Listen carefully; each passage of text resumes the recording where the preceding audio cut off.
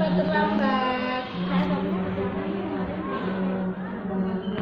Malam-malam main HP, jadi bangunnya kesiangan. Terus Tadi di jalan juga macet. di jalan macet. Ada apa di jalan? Soalnya jalan berangkat sekolah jadi Macet. Ini di jalanan ya. Oke.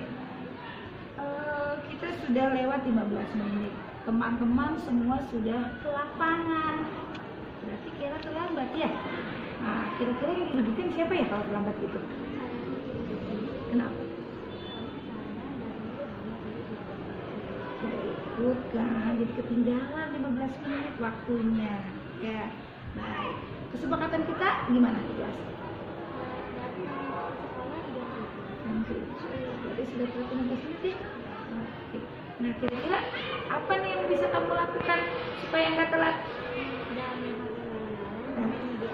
Nah, bangunnya lebih awal, jadi di jalannya juga tidak macet. Oke, nah, setiap orang tuh pasti suka buat kesalahan ya. Tapi jangan jadikan kesalahan itu berulang-ulang. Kamu harus bisa memperbaiki. Ya, baik. Sekarang kamu bisa lanjut ke lapangan belajar bersama teman-teman. Ya.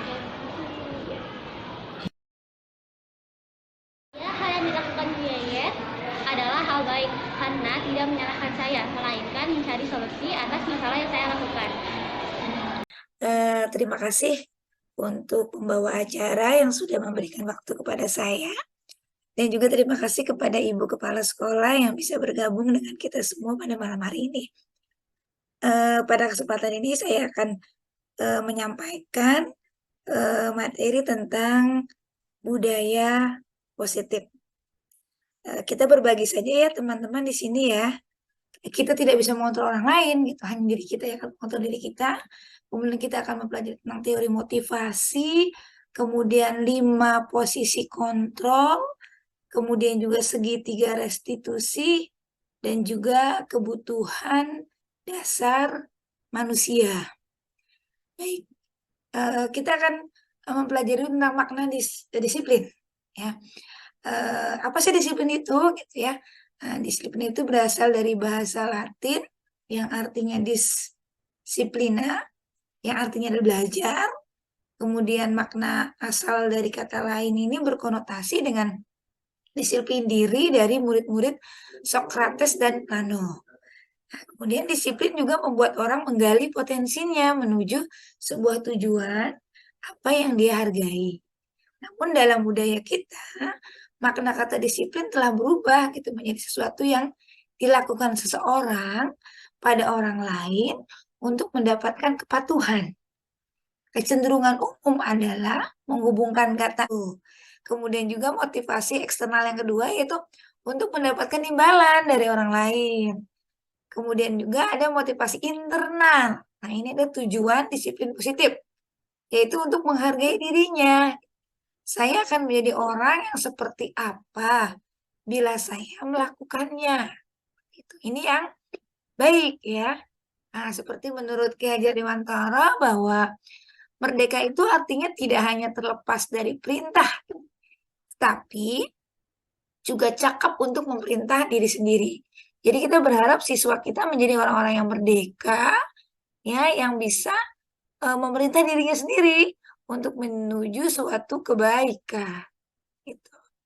Nah, kemudian ini ada perbedaan hukuman dan konsekuensi. Kita lebih sering memberikan hukuman kepada siswa kita tanpa memberikan apa selain konsekuensi. Bedanya apa sih? Ada bedanya seperti ini.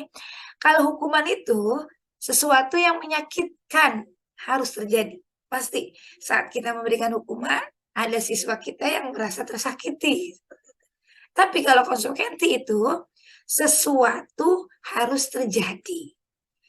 Kemudian hukuman itu membuat anak sakit fisiknya maupun hatinya untuk jangka waktu yang lama. Tetapi kalau konsekuensi membuat anak merasa tidak nyaman dalam jangka waktu pendek, hanya saat itu saja mereka tidak nyamannya, tidak ada sakit hati ataupun nyeri fisik pada anak. Kemudian juga kalau di hukuman itu anak membenci kedisiplinan. kita menghukum anak bermaksud agar anak disiplin, ternyata itu berbalik, justru membuat anak membenci kedisiplinan. Tetapi dengan memberikan konsekuensi kepada anak, anak justru menghargai disiplin. Kemudian hukuman itu paksaan. Tapi kalau konsekuensi, stimulus atau tanggapan. Hukuman mendorong anak menyakiti dirinya sendiri, tetapi kalau konsekuensi mendorong anak agar mudah menyesuaikan diri. Kemudian di hukuman, nanti konsep diri anak itu akan buruk. Dia merasa dirinya adalah anak yang buruk, anak yang tidak baik. Tetapi kalau konsekuensi, konsep diri anak itu akan baik. Dia akan memperbaiki dirinya setelah dia melakukan kesalahan. Pada hukuman, anak belajar untuk menyembunyikan kesalahan gitu. Karena takut dihukum, dia tidak akan mengaku saat dia melakukan kesalahan. Tetapi saat kita memberikan konsekuensi kepada anak belajar mematuhi peraturan. Kemudian pada hukuman ada rasa marah, kemudian ada rasa bersalah, rasa dipermalukan, merasa tak dihargai, gitu ya. Tapi pada konsekuensi, kehilangan hak, kemudian dibuat tidak nyaman, diasingkan untuk sementara, hanya saat itu saja. Tapi selanjutnya dia akan berpikir panjang, dia akan merasa nyaman gitu dengan apa yang telah dia pilih, seperti itu. Baik, kita lanjut ke restitusi. Apa sih restitusi itu, gitu ya? Nah, restitusi adalah proses menciptakan kondisi bagi siswa untuk memperbaiki kesalahan mereka, sehingga mereka bisa kembali pada kelompok mereka dengan karakter yang lebih kuat. Restitusi juga merupakan proses kolaboratif yang menggambarkan murid untuk mencari solusi untuk masalah mereka dan membantu murid berpikir tentang orang seperti apa yang mereka ingin menjadi dan bagaimana mereka harus memperlakukan orang lain. Menurut Gosen 2004. Jadi restitusi ini saat anak melakukan kesalahan gitu ya, kita berusaha untuk mengajarkan anak seperti tadi, tidak memberikan hukuman, tetapi kita memberikan konsekuensi kepada anak. Nah, restitusi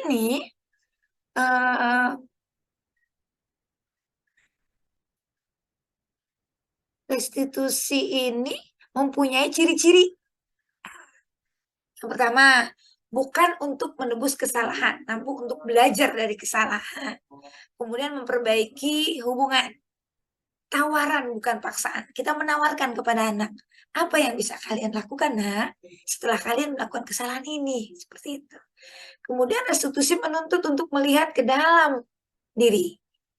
Restitusi mencari kebutuhan dasar yang mendasari tindakan. Mengapa kamu melakukan ini? Jadi ada dasarnya kenapa mereka melakukan ini.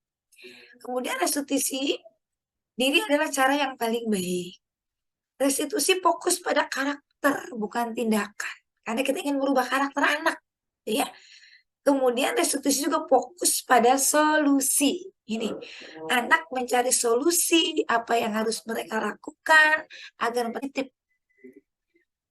Saat kita mendapati siswa kita yang berbuat kesalahan atau melanggar peraturan, kita harus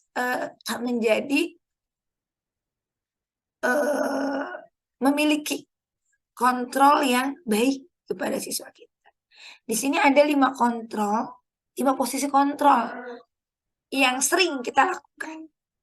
Pertama, sebagai penghukum, kemudian pembuat rasa bersalah, kemudian sebagai teman, pemantau, dan manajer. Ya.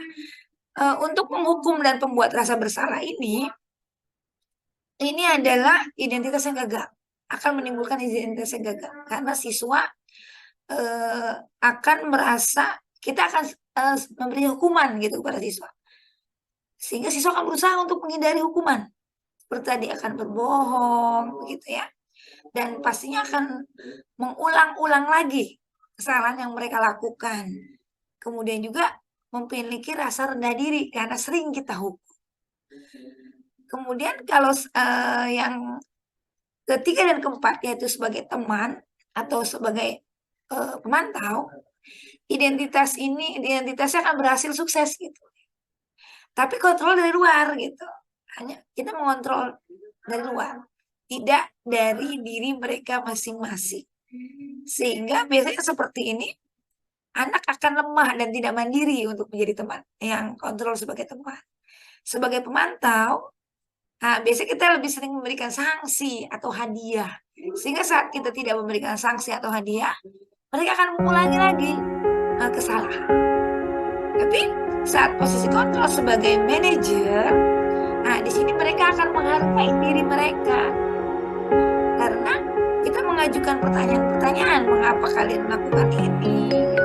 Kemudian kita tanyakan lagi kepada